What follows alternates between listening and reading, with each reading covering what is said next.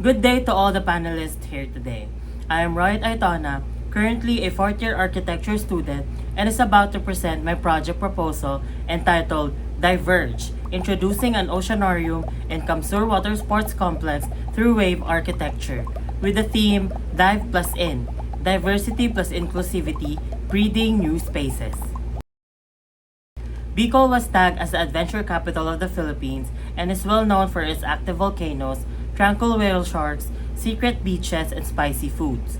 Bicol region in general is composed of beaches and is surrounded by bodies of water, specifically the Lamon Bay to the north, the Philippine Sea to the east, and the Sibuyan Sea and Ragged Gulf to the west, which clearly means there is plenty of marine life in the area.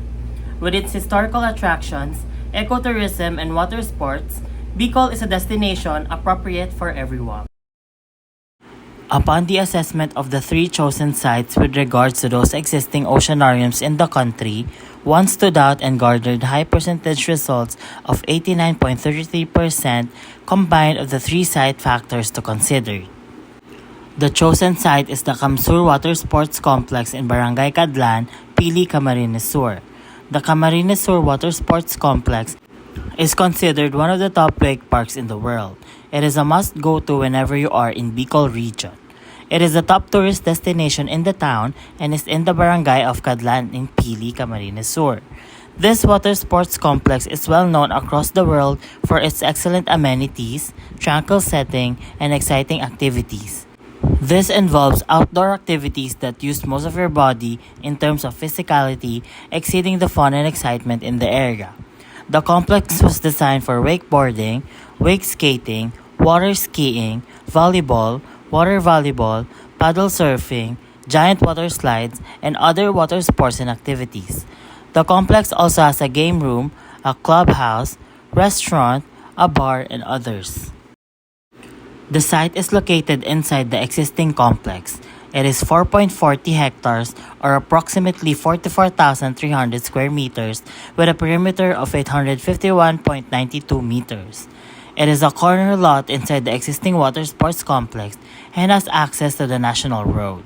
The existing complex being strategically located is very convenient to the public transportation and is within residential area. The municipality has attracted both foreign and local tourists due to the transformation of the provincial capital ground into a tourist and scenic spot and for outdoor recreational activities.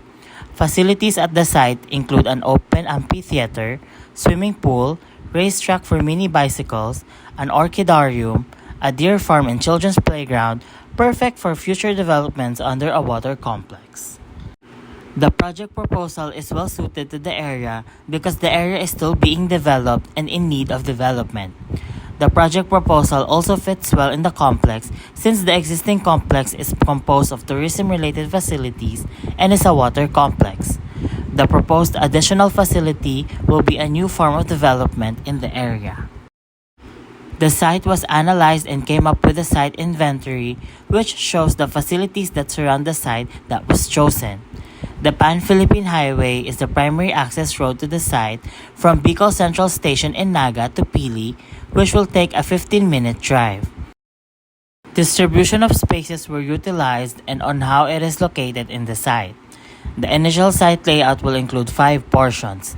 These are the Oceanarium itself, the main atrium, the recreational activities, the admin building, and the open space.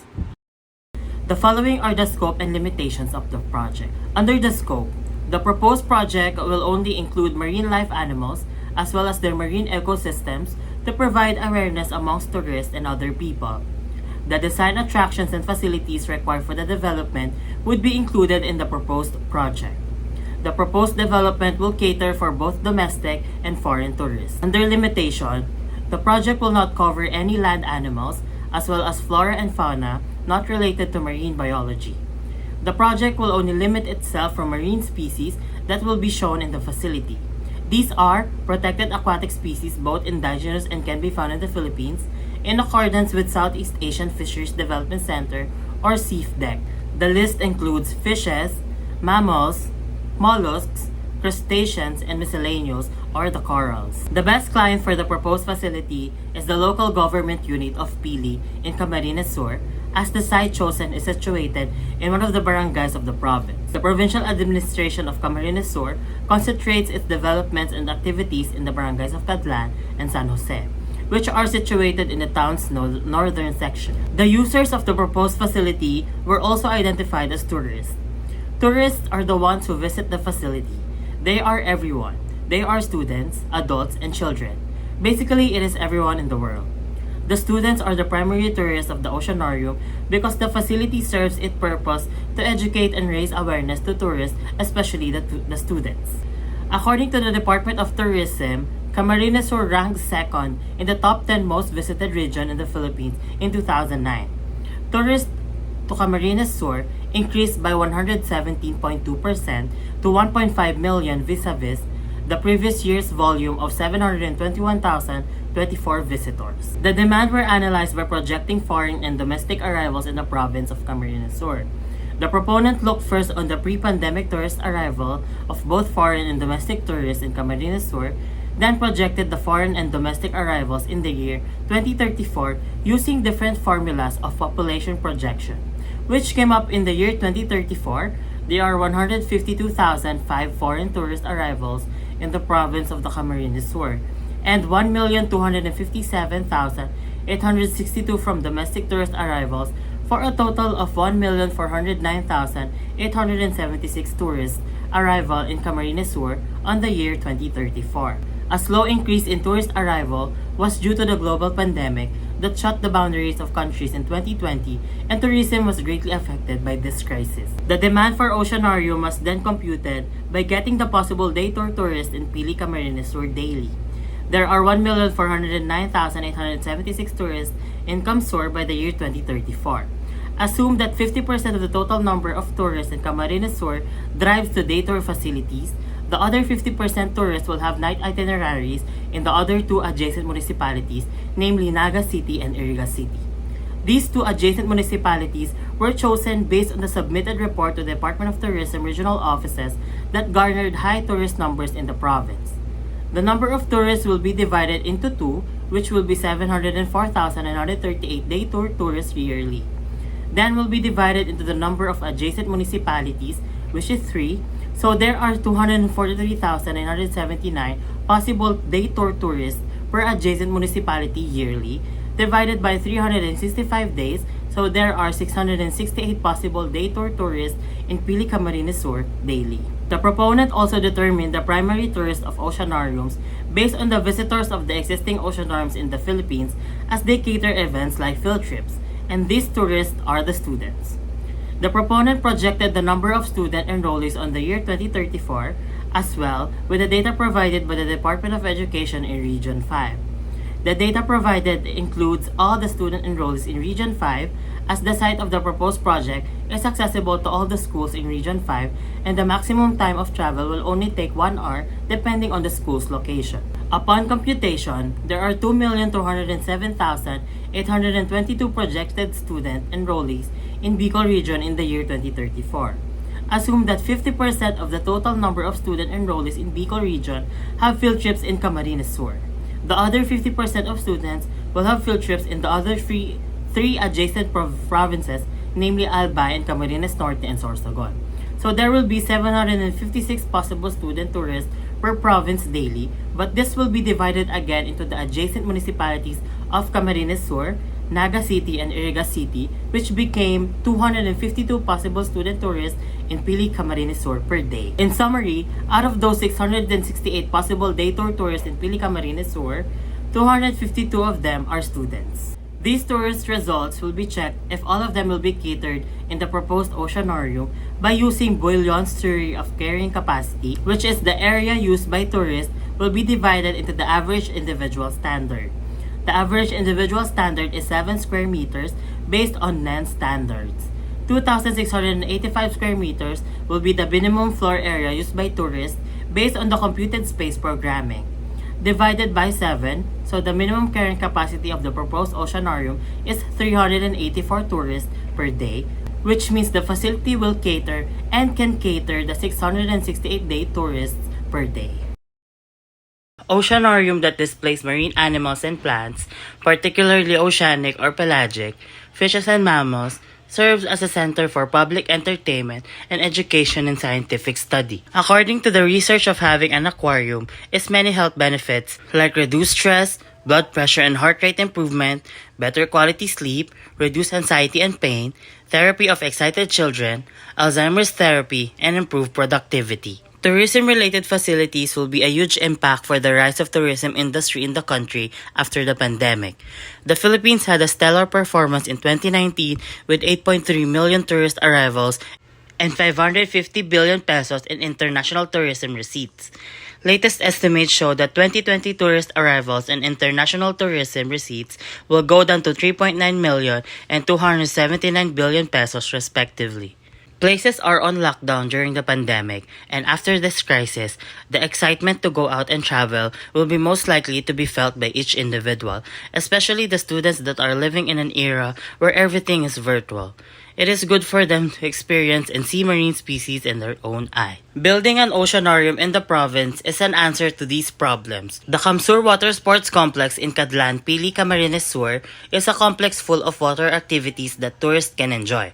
However, there are also tourists that visits but has no interest in water sports activities. Therefore, there is no entertainment facility that they can enjoy. The complex lacks something that people with no passion for water activities can go to, where families can enjoy different aquatic animals together as well as while they are enjoying other amenities. The development needs an additional facility where people can enjoy the beauty of different marine bodies without exerting much effort and physical activities on it. A facility that shows marine life will fit well in the complex since the whole development comprises water activities and is under the category of an aquatic facility. Building systems will be incorporated in the proposed facility. These systems are solar panel system, daylighting system, and rainwater harvesting system. Since the proposed facility is an oceanarium, mechanical systems are also identified. First is the mechanical filtration. The initial stage of the filtration process, mechanical filtration, should always be installed so that water entering the tank contacts this material first. This will surely be applied to the construction of aquariums and tanks in the proposed oceanarium to keep the water clean and safe for the species. Next mechanical system is the power heads. Power heads are readily hung or fixed on an aquarium's back or side walls for basic water circulation. They are practical, affordable, and have a variety of advantages for the well-being of the aquarium. Stan and Debbie enumerated several benefits of using power heads, one of which is power heads provide important water circulation and oxygenation in the aquarium. Power head circulation permits most of these particulates to be circulated or suspended, allowing them to be filtered out by a mechanical filter. Next is air pumps. Air pumps will be considered in the proposed oceanarium and will design air pumps according to the location that was stated by Woodward J. Aquarium air pumps are always placed outside the tank and must be located higher than the water surface. Air pumps feed air into the water through airline tubing that extends into the aquarium. One of nature's most stunning and amazing occurrences is waves. As far as the eye can view, there are as many waves in the ocean as there are people. They move continuously, rising, moving forward, splashing one another, losing momentum, and then rising once more. They are fun to play with and delightful to watch. Sea waves are one of the beautiful natural marvels that excite people whenever they are on a beach. The proponent would like to embody this thinking the first time the tourist will see the facade of the oceanarium. Light is reflected in some form by all materials. On the other hand, if the surface is rough, light scatters in all directions, blurring the image that is reflected. Either way, both are a good design concept for the building as they embody the look of an aquarium from the outside, either mimicking frosted glass or a transparent glass. This structural concept of wave architecture will be best for the proposed project to let tourists know that they're in the right place, which is an oceanarium. The proponent wants that visitor would be excited on what the oceanarium will offer just by looking at the facade and on the site's design concept, a wave. Several design factors are also being considered and is being practiced by the proposed facility. For the form concept, the proposed project will be utilizing coral reefs and waveforms of sharks to form the structure of the facility. Coral reefs are an important feature in the oceanarium as it is often called the rainforest of the sea. The proposed facility will be able to nurture and raise tourist awareness on how to protect them. The proponent wants to immediately see the function of the facility just by seeing its facade. Several innovations will also be featured by the proposed project. One of these are innovative demi-tunnels and semi-through passage. Distinctive acrylic demi-tunnels to enhance the visitor's journey through the main tank. Demi-tunnels provide a unique view of the exhibits and an exceptional walkthrough experience. Several oceanariums in the world already have this innovation. One of these half tunnels creates surprising and delightful experiences within the overall customer journey at the Explore Entertainment Center in Athens, Greece. The largest theme and education park in Greece provides fun for all the family with an innovative aquarium built by Advanced Aquarium Technologies or AAT, featuring viewing system manufactured by them. Another innovation is the projection mapping technology. Since the proposed oceanarium only limits itself to small marine creatures, big ones will be featured but not in flesh, but through a projection mapping technology. A technology advancement called projection mapping enables one to overlay video on any surface, including a table or structure. To make it appear as though they were painted on, projection mapping fits images onto a 3D model of a surface. Big marine creatures native to the country will be featured through this technology. Example of this marine creature is the potending or whale shark. The whale shark has always been a part of the Filipino consciousness. Despite the country's history of whale shark hunting, the species is seen today as an icon for tourism and is featured on the Philippine 100 peso bill. That is why it is one of the most important features in the proposed oceanarium. Lastly, the smog-eating facade. This innovative feature will be adapted by the proponent to the proposed oceanarium as it was already seen in Manuel J. Gonzalez Hospital in Mexico City. An article published by Fred Mills in 2017 tells that the system was designed and developed by elegant embellishments. This smog-eating facade consists of thermoform shells coated in photocatalytic titanium dioxide.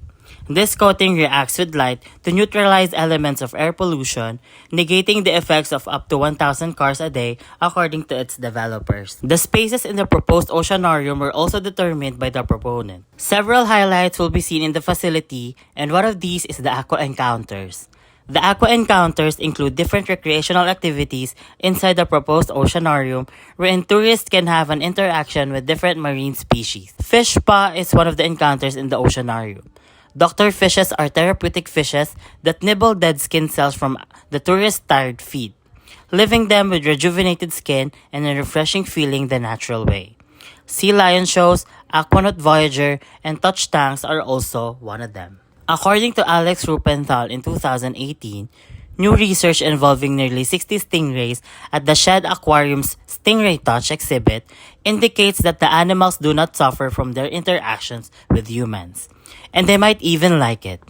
Van Bon, on the other hand, said the stingrays frequently glide over to elicit back rubs from visitors to the exhibit, which is open seasonally from late May through October. Almost all existing oceanariums in the Philippines and in the world have this feature of acrylic tunnel where tourists are in a passageway underneath different marine species like stingrays, sharks, and different kinds of fishes.